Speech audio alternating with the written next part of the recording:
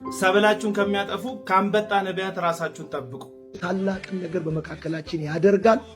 ባዶላ ወዮ የምትገኙ በዛ አካባቢ ያላችሁ በሻኪሶና በአካባቢው እንደዚሁም ተምሬ ባደኩበት በዘንባባ የምትገኙ ፕሮግራሙ ላይ ልትገኙ ተጋብዛችኋል። በቪዲዮ ጅማሬ ላይ አንበጣ ከሆኑ ሐሰተኛ ነቢያት ተጠበቁ ብያችኋለሁ። በመሳፍንት መጽሐፍ ምዕራፍ 6 ላይ ከቁጥር 1 ጀምሮ ሚዲያምና አማሌቅ የተባሉ ህዝቦች ልክ እንዳንበጣ ባለ ብዛት እስራኤላውያን ሰብላቸውን ሊያጭዱ ሲሉ ከብቶቻቸውን አደልበው ሲያበቁ ይመጡና ከብቶቻቸውንም እህላቸውንም ዘርፈውባቸው ይሄዳል።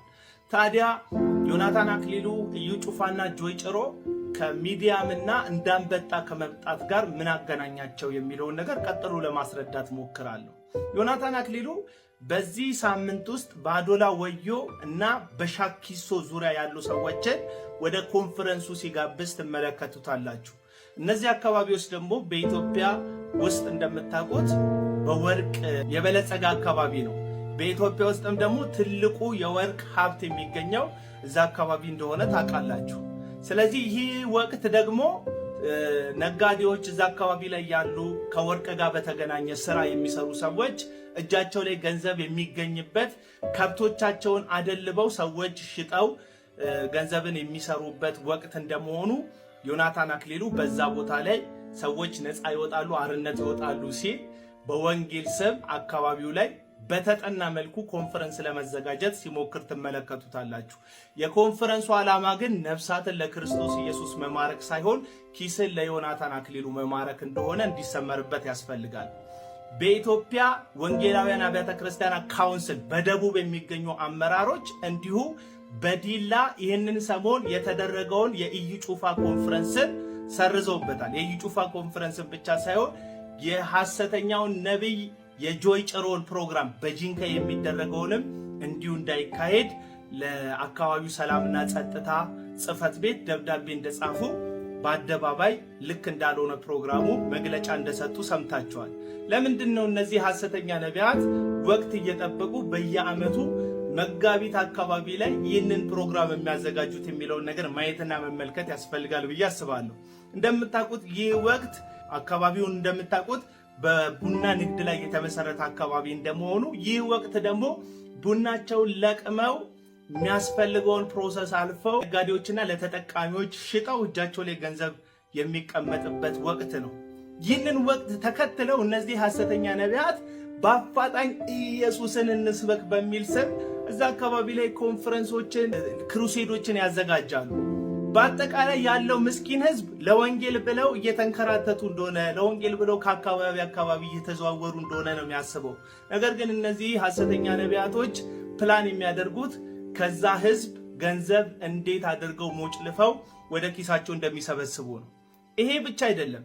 አሜሪካ ውስጥ ወቅት ተጠንቶ በተለይ ታክስ ሪተርን በሚደረጉባቸው ወቅቶች ላይ የተለያዩ ኮንፈረንሶች ላይ ያሉ አሜሪካ ውስጥ፣ ካናዳ ውስጥ ማለት ነው። አውሮፓ ውስጥም ቱር ያዘጋጃሉ። ደቡብ አፍሪካ አካባቢ ላይም በተመሳሳይ ወቅት እነዚሁ ሰዎች ኮንፈረንስ ሲያዘጋጁ ትመለከታቸዋላችሁ። ለምንድን ነው ተመሳሳይ ጊዜን ተከትለው ኮንፈረንስና ክሩሴድ የሚያዘጋጁት ብላችሁ ጥያቄ አቅርቡ። ዋናው ዓላማ ነፍሳትን ለክርስቶስ መማረክ በፍጹም አይደለም። ሚዲያም እንዳንበጣ እስራኤል ሲዘራ ያልነበረ ሲያጭድ ግን መጥቶ እህሉን እንደሚወስድበት እነዚህ ሐሰተኛ አንበጣ ነቢያቶች ኪሳችሁ የሚገባ ነገር ሲኖር ኢየሱስን ንስበክ በሚል ሰበብ መተው ያላችሁን ይወስዱባቸዋል። ራሳችሁን እውነተኛ እንደሆኑ ከሚያስመስሉ ህዝብን ከሚያቄሉ ሐሰተኛ ነቢያት ጠብቁ። እግዚአብሔር ይርዳችሁ። ሰው ራሱን ረቨራንድ ተዘራ ያሬድ ብሎ ነው የሚጠራውና ብዙዎቻችሁ በተለያዩ ሶሻል ሚዲያ ላይ አይታችኋል። አንድ የመካነ ኢየሱስ ቄስ ቤት ነው ተከራይቶ ቸርቹን የጀመረው። እንግዲህ ያንን ቤት ነው ቃል አውጥቼበታለሁ ወርሰዋለሁ በሚል እዛው አካባቢ መሬት ገዝቶ ቸርች ከገነባ በኋላ ውጣ ሲል የኔ ነው አልወጣም ብሎ እስከ ሰበር ሰሚ ችሎት ድረስ የተፈረደበትን ፍርድ ለማስቀልበስ 4 ዓመት ሙሉ የሰውን ቤት ለመውሰድ ሲያስፈራራ ሲያንገላታ ከረመው። በጣም አመፀኛ ልጅ ነው ልጁ። በጣም የሚያስቸግር ምናምን አመፀኛ ልጅ ነው። ትምህርት ቤት ውስጥ በቃ ህፃናትን ይደበድባል፣ እንዲፈንክቶ ምናምን ሁላ ይመጣል። ትምህርት ቤት መጣና ልጅን ማን ነው የሚናገረው ምናምን ይላል። ተቆጥኝ ብሎ ሄዶ ነው የሚነግረው። እና በደበደብስ ታዲያ ለምን እንደምትቆጡት ምናምን ይላል። የሰው ልጅ እንደዚህ ፈንክቶ ማለት ነው መቆጣት ስለተቆጡት ይፈንክት ይደብድብ አያገባችሁ የሚል ሰው። ከዛ ልጁን አባረሩት። ሄደው ሌላ ትምህርት ቤት አስገባ። ቱቶር የሚሰራው ልጅ የሚሰጠው ብር እንዴት ነው ታውቃላችሁ? ይሄ መባ በኮረጆ እንደዚህ ያዞሩ የሚሰበሰበው እሱን ብዙ ሰዎች እንደዚህ ጨምድዶ ምናምን እንደዚህ የሚያስገቡት። ልጁ ቱቶር ሰርቶ ብሩን አይከፍለውም። ብዙ ጊዜ ሲከፍለው ግን ያንን የመባ ብር እንደዚህ አድርጎ ፊቱ ላይ ወርወራና ልጁን ራሱ እንዲህ ያቃናው ብሮቹ እንደዚህ ያቃንቶት ምናምን ከዛ እንደዚህ አስተካክሎት ቆጥሮ የሚሆነውን ነገር ወስዶ የቀረውን የመባ ብር ዘጥሎላቸው ይሄዳል። እስከዚህ ደረጃ ቤተክርስቲያን የራሱ ግል ያደረገና ስርዓት የሌለው ሰው ነው። ቱቶር የሚመጣው ከየትና የት መሰለ። በነገራችን ላይ ልጁን ይዞ ይሄዳል ከቤት ዝም ብሎ ሳይነግረው። ከዛ በኋላ ልጁ ሲሄድ ቤት ያጠዋል። ሌላ ስራ እኮ እረፍት የሚያደርግበት ምናምን ስራ ነው።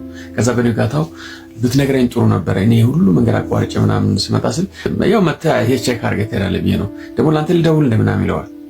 በጣም ነው የሚያስደነግጠው። እንደዚህ ያነሳው ለሰው ልጅ ያለው ንቀት አይደለም። አንድ ቀን እዚህ ቦሌ እህቱ ባል ከአሜሪካ ምናምን መጥቶ የሆነ ግብዣ ነገር ታርዶ ምናምን በቃ ድል ያለ ደግስ ነበርና ሌላኛው ጓደኛ ቱቶር ለመስራት እዛ ቤት ሲሄድ ይሄ ተዘራ ያሬድ የራሱን ልጅ ይዞ እዛ ተቀምጧል።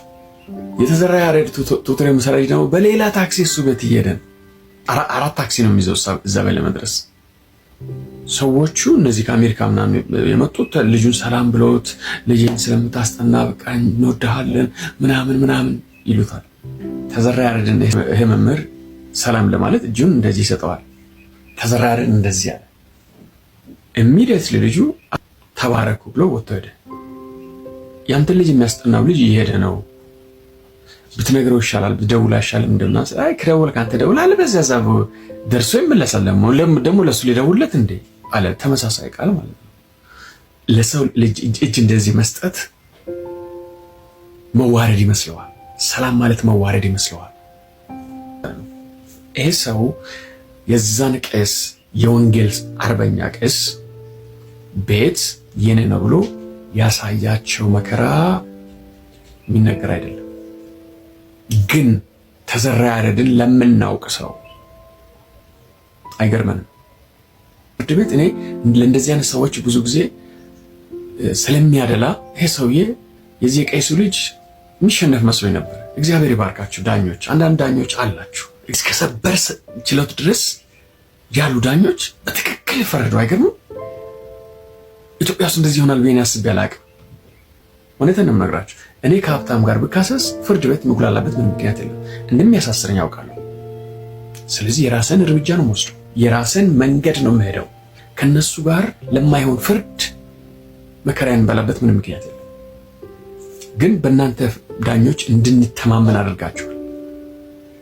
ሌሎቻችሁ ደግሞ ለነቢያት ለሐዋርያት ቤት የምታከራዩ ሰዎች እባካችሁን አትችሏቸውም፣ አታከራዩ፣ ይወስዱባችኋል።